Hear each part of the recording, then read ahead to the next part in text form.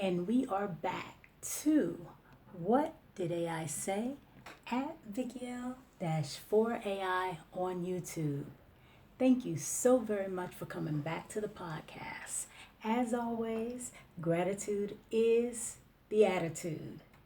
Let's go ahead and jump right into today's question, episode number 98. What is the question? Where and when was Christianity created, and who has benefited from the belief system throughout the world's history? Oh, wow, that is quite the question. Let me repeat that one more time.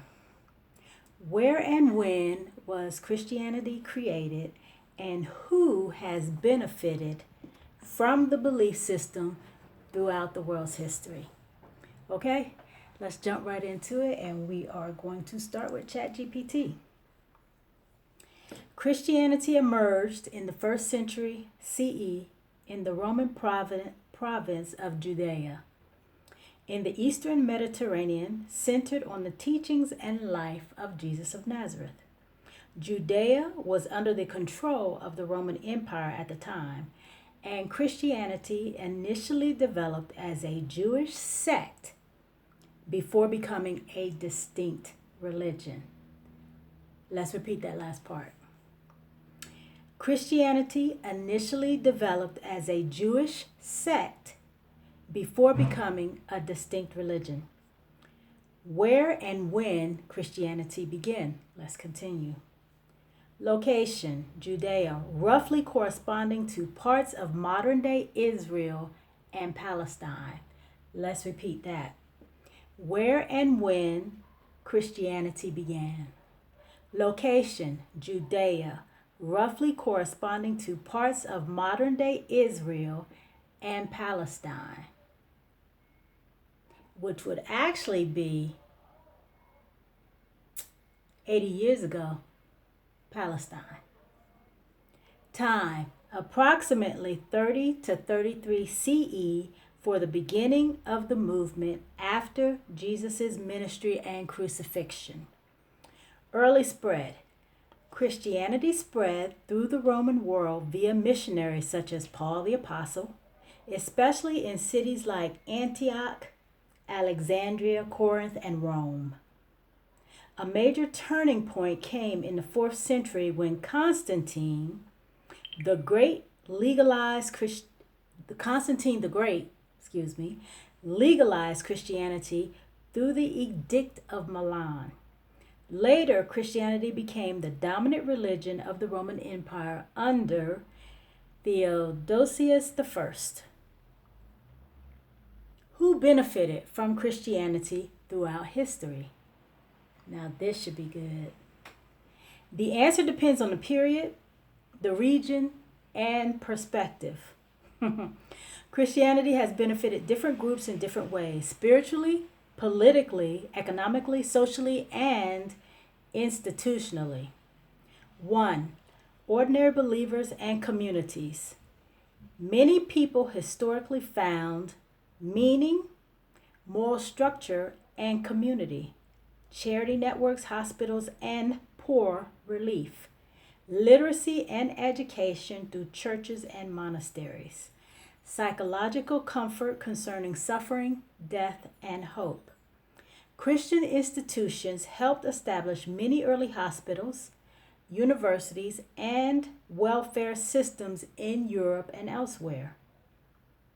Examples include Catholic church monasteries preserving texts during the Middle Ages, Christian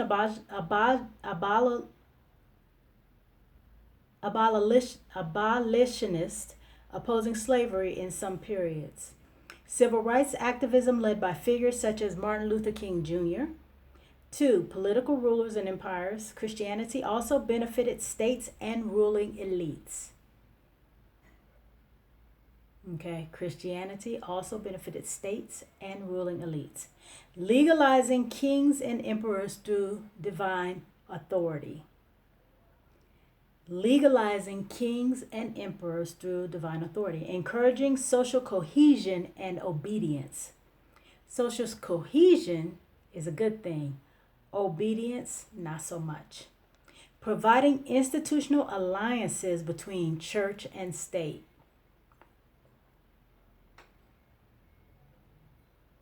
Examples: medieval Europe monasteries used Christianity to strengthen authority. The Crusades expanded political and economic influence from some European powers. European colonial empires often used missionary work alongside expansion into Americas, Africa, and Asia.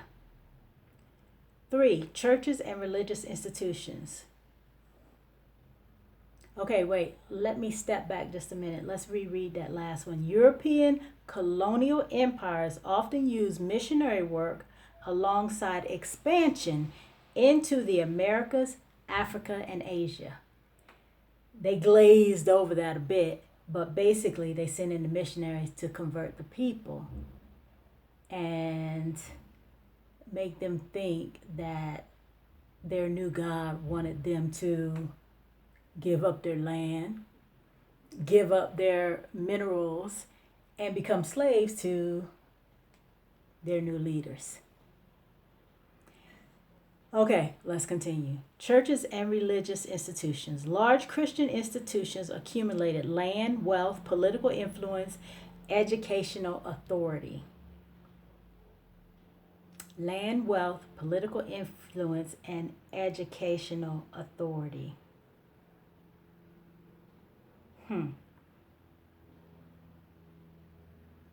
The Catholic Church became one of the most influential institutions in world history, shaping law, art, philosophy, science, and politics across centuries. 4. Colonial powers and social hierarchies. Christianity was sometimes used to justify colonialism. Sometimes. Forced conversion, cultural suppression. That's the big one. Missionaries came in, told indigenous people that they were pagan, they were worshiping not the true God, and so they needed to convert. And in their conversion, they lost their history, their fundamental belief in themselves as a people. And that happened time and time and time again, which is why the conditioning within us, the conditioning and brainwashing is so deep, and it is so cemented into our psyches. Okay, let's continue. Cultural suppression, slavery, and racial hierarchies. For example, some European colonizers framed conquest as a Christian mission. Biblical interpretations were sometimes used to defend slavery in the Atlantic slave trade. Indigenous spiritual systems were suppressed in many colonized regions. We just talked about that. At the same time, other Christians opposed these systems. Christianity has never been politically or morally uniform. Different groups interpret it in conflicting ways. For example, our current administration doesn't seem to have a problem with pedophilia. That's an issue. I can't call that Christianity. Okay, let's continue. A complex historical role. Christianity has functioned as a spiritual faith, a cultural identity, a political institution, a source of reform movements, a tool of power in some context. Historically, both oppressed and powerful groups have used Christianity. Enslaved Africans in the Americas adapted Christianity into forms emphasizing liberation and hope. Political rulers used Christianity to reinforce authority. Reformers invoked Christian teachings to challenge injustice. Because Christianity spans 2,000 years and many societies, its historical effects are mixed and often contradictory. Okay, that was basically Chatgpt's final thought there. Okay, I think that was a fair assessment. Let's go ahead and see what the Chinese AI Deepseek had to say. And just in case you forgot the question, allow me to repeat it. Where and when was Christianity created? and who has benefited from the belief system throughout the world's history.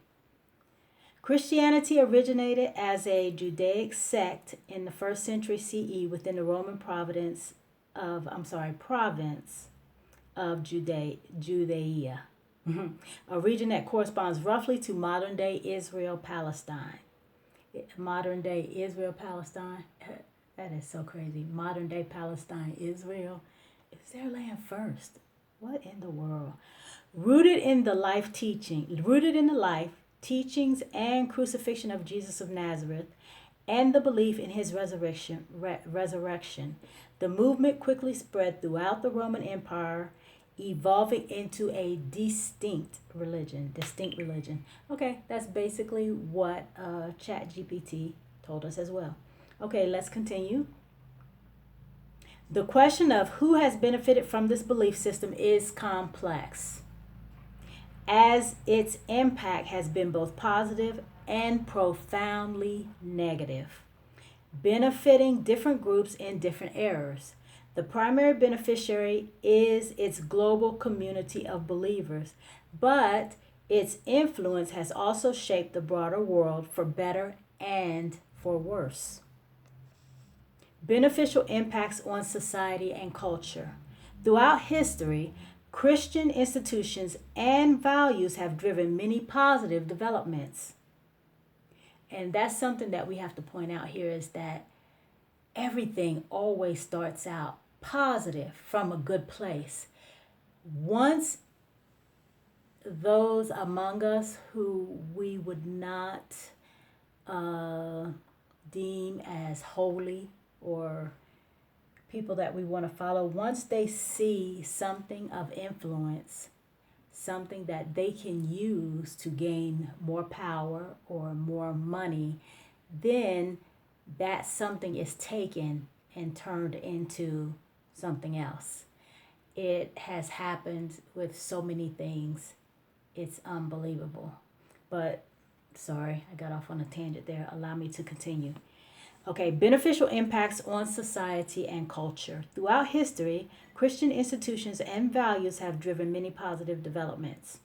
Social services and charity is a good one. The church established the world's first hospitals and hospices, organized resources to care for the sick, poor, and dying, and created vast networks of charity and orphanages. Christian missionaries and aid organizations continue this work globally. That's awesome. And really wish it was taking place now in this evangelical administration. Education and literacy. Christianity has a religion of the book, has been a powerful force for literacy and learning. Monasteries preserved classical knowledge during the Dark Ages, and the church founded cathedral schools that evolved into the first universities. Example, Paris, Oxford. The translation of the Bible into vernacular languages helped standardize and develop many modern languages such as German and English. Wow. That's something to say. I don't know enough about it, but just off the cuff, I'm saying to myself, so the translation of the Bible helped to develop a language. So how did you translate the Bible into the language that the people spoke if it wasn't already established? See, these are the critical thinking questions that we have to ask. You translate a Bible into a language and it helps develop the language. If the language wasn't developed, you wouldn't have been able to translate the book to begin with. Okay, humanitarian reforms. Christian advocacy was instrumental in ending gladiator combat, outlawing the widespread Greco-Roman practice of infanticide and infant exposure, and fueling the abolitionist movement to end slavery. Okay, the core Christian idea that each person is made in the image of God has underpinned modern concepts of universal human rights and dignity. That's interesting that Deepseek should touch on that. The core Christian idea that each person is made in the image of God has underpinned modern concepts of universal human rights and dignity. That's how it started out, that each person was made in the image of God. Didn't say anything about skin color there. But I mean, shucks, God was a brown man. So, that's often a part that many sects of Christianity tend to forget or not even pay attention to. But that's important. That's important. The core Christian idea that each person is made in the image of God has underpinned modern concepts of universal human rights and dignity. What happened to that? What happened to that? Art, science, and philosophy. Western art, architecture, cathedrals, music from Gregorian chant to Bach, and philosophy have been profoundly shaped by Christian themes, patrons, and thinkers like Augustine and Aquinas. A belief in an orderly, rational universe which helped give birth to modern science was itself a theological assumption widely held by pioneering scientists such as Newton, Galileo, and Kepler, many of whom were devout Christians. Negative exploitation and harm. The same institutional power has also been used for oppression and violence. Justification for conquest and colonialism. European colonial powers often used the Christianizing mission to justify the conquest, exploitation, and enslavement of indigenous peoples in the Americas, Africa, and elsewhere. Religious wars and persecution. We know all about that. The belief in being the one true faith has fueled centuries of religious wars. Example, the Crusades, the 30 Years' War, inquisitions, and the systemic persecution of other religious groups such as Jews, Muslims, and heretical Christian sects. Christians also engaged in the transatlantic slave trade and later used biblical arguments to defend racial segregation. Defense of political power. Rulers from Constantine onward have used Christianity to legitimize their authority, suppress dissent, and maintain social hierarchies. The church itself has amassed immense wealth and political power, at times acting as a feudal landlord and political force, often prioritizing its institutional interests over spiritual ones. Suppression of knowledge and rights. This is a biggie. At various times, church authorities have opposed scientific discoveries that contradicted literal biblical interpretations. For example, Galileo, and have limited the rights of women, heretics, and other groups. Socio-political beneficiaries. Roman Emperor Constantine. His conversion in the 4th century CE led to the Edict of Milan, 313 CE. Chatgpt spoke of this as well, which legalized Christianity. He benefited immensely by co-opting a growing organized network of communities to unify his fractured empire, gaining a powerful new tool for political control. Note what Deepseek said there, a powerful new tool.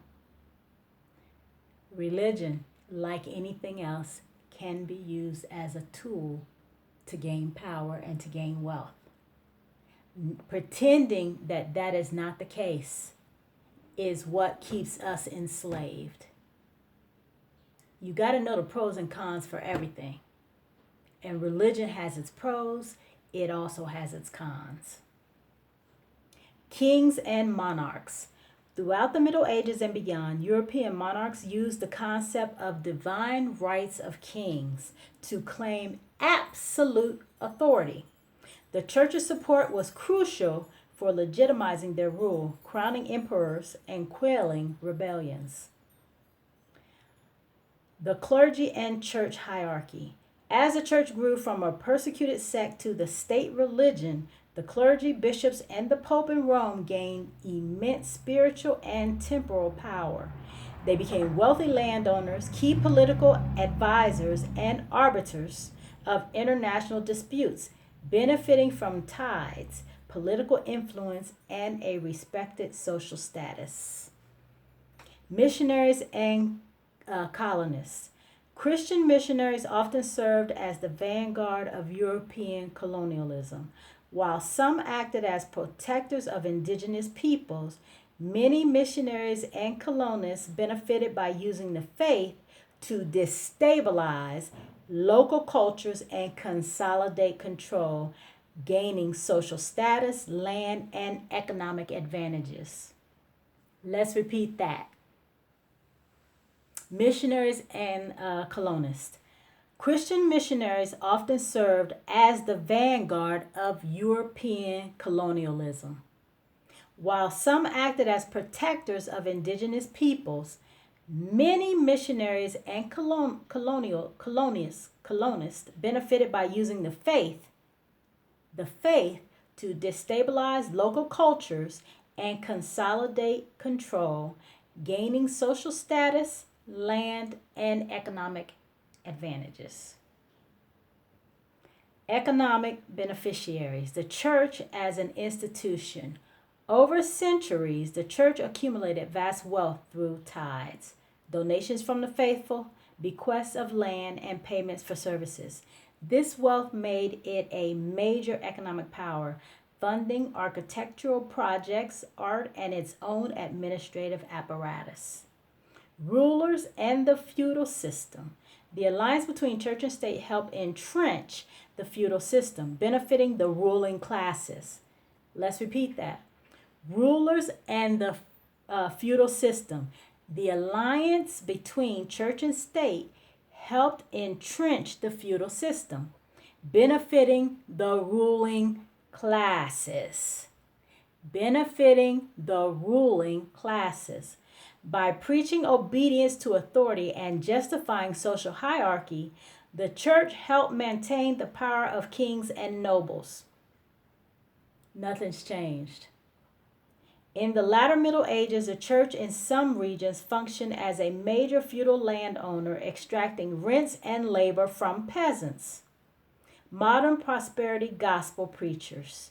In contemporary times, some televangelists and megachurch pastors have exploited a prosperity gospel, promising financial blessings to followers in exchange for donations, enriching themselves and their organizations significantly. Okay, we're to Deepseek's summary or final thought. I hope this overview provides a helpful perspective on the origins of Christianity and the diverse range of parties who have both benefited from and been harmed by its influence throughout history. If any area particularly interests you, Deepseek can provide a deeper dive with more detailed information. So there you have it. Okay, both of those were interesting, informative. So how does any of this information affect our daily lives? Mostly a reminder to let us know that what we're witnessing now has taken place over and over and over again in history. And probably had we been privileged to learn that history, we would be better ready to combat it. But because so much has been kept from us as far as the origins, how our country came into being, so much history has been kept from all of us because it definitely wasn't taught in public school where many people receive their education. So we need to give ourselves some grace because We don't know what we need to know because it was intentionally done for us not to know it. But now there is no excuse. We have to learn, and we have to learn this information quickly so that we are able to pick up the pieces once this administration is done. And I'm hoping that that is done is a complete destruction of the racial systems that have kept us all enslaved, and also a complete destruction of racism itself. That is my hope. That is my dream. Okay, let's go ahead and move on to our positive saying for today. And let's see who this is coming from. Another Malcolm X saying. Good. This is good. Okay. You don't gain power by blindly following one party or the other. Power comes from understanding your interests and supporting whoever delivers results. Let's repeat that.